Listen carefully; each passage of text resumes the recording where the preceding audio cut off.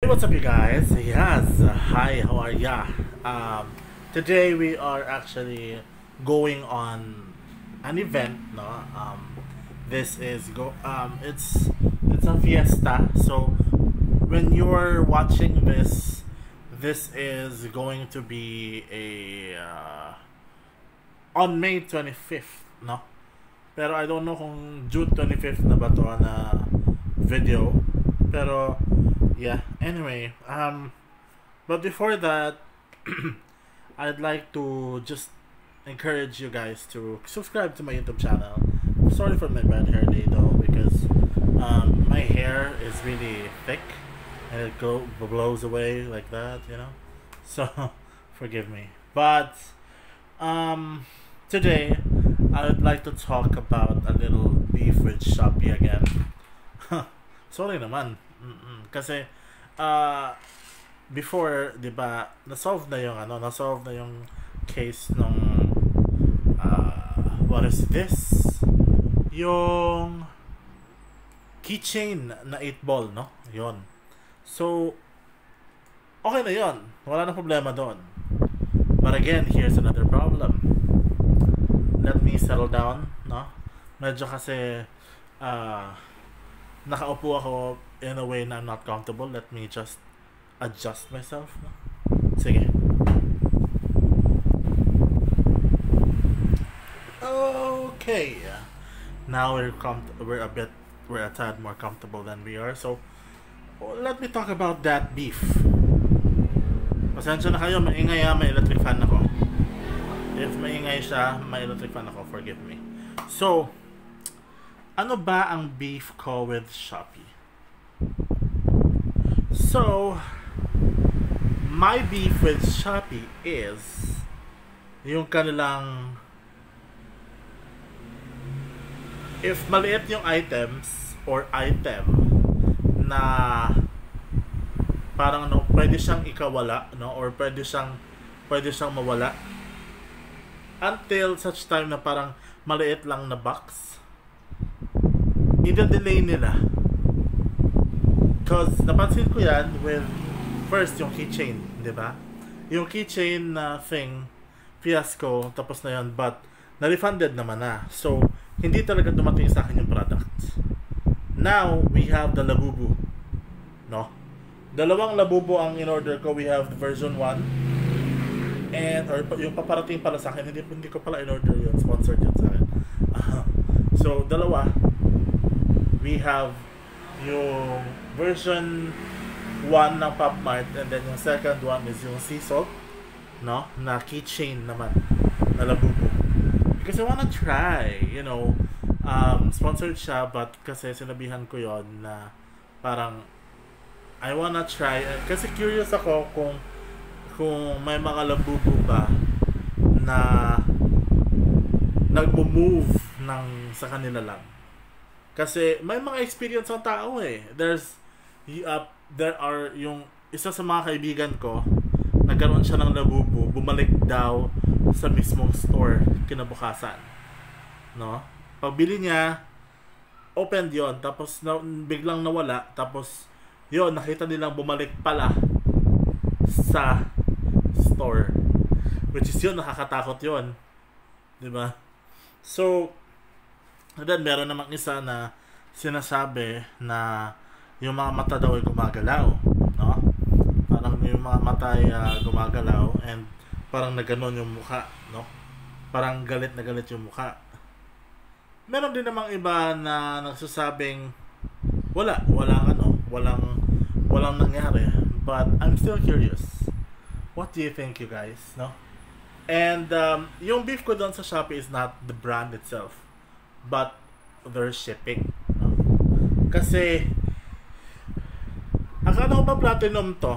Platinum user na ako eh. Kumbaga platinum user na ako. So bakit para pa rin akong user na pakiramdam ko yung shipping na yan, para akong user ng pinakamababang tier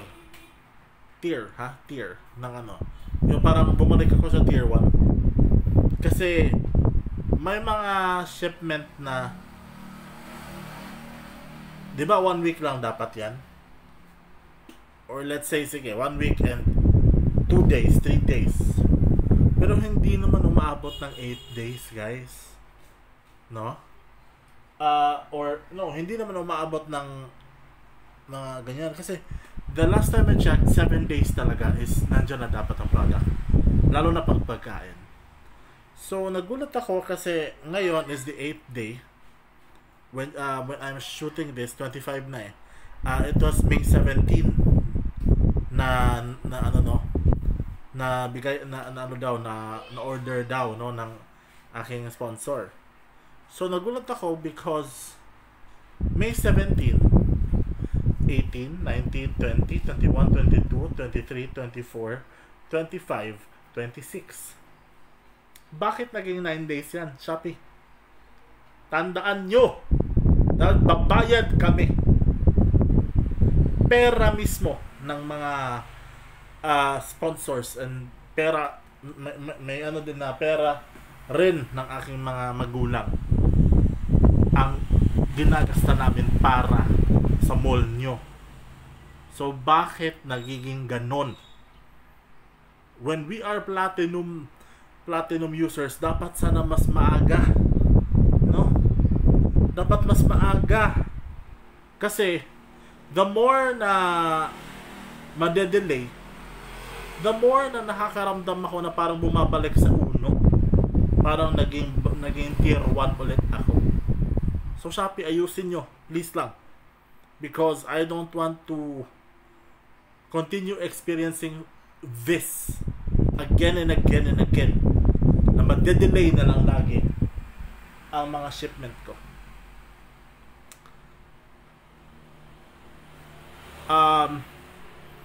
And at the same time, ayaw ko, kung ma-delay man, dapat 1 to 2 days lang. Hindi umabot ng 4 na araw, ha? Kasi, ano talaga eh, medyo nakaka-irita lang. Hindi ako sanay. Kasi dati 7 days lang yun eh. Wait, nanisin ko yung camera.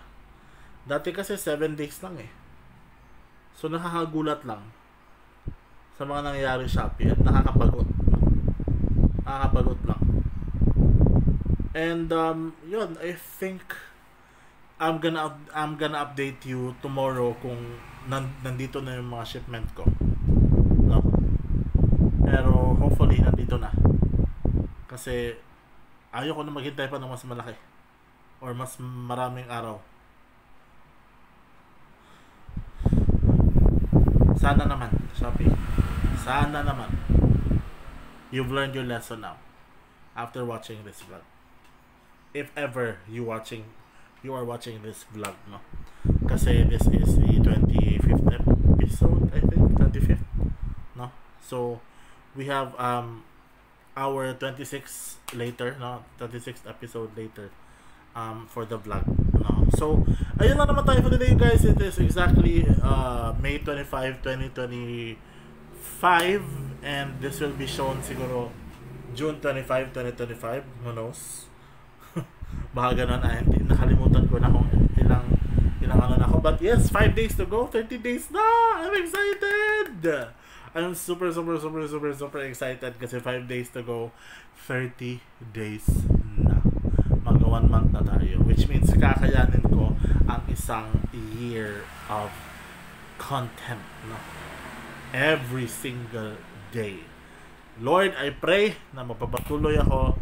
We are at 25 days in a row, and tomorrow, later 36 naman, kasi I'm shooting 2 videos today, or 3 videos, who knows. But yeah, I'm shooting all of that at this very moment. But by the way, alas 4:15 na ng hapon, time check, brought to us by yours truly, Shimran Suarez Vlogs.